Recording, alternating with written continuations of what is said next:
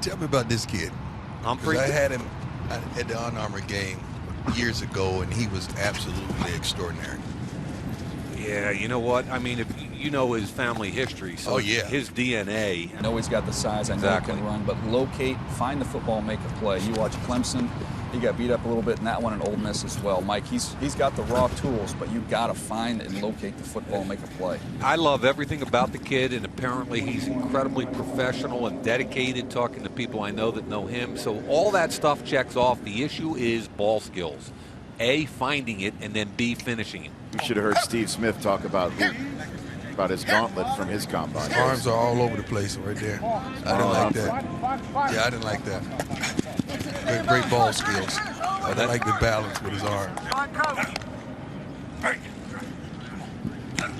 Shoulders down.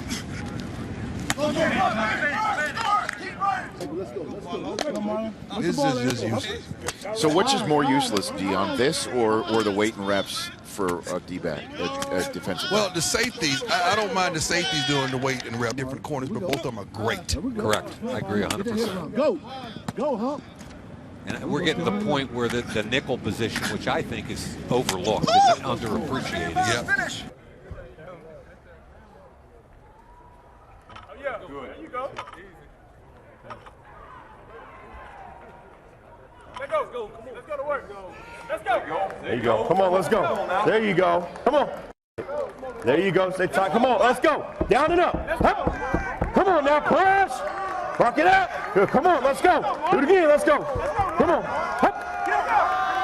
Press. There you go. Come on now. Come on, let's go. Come on. Up. 10 reps.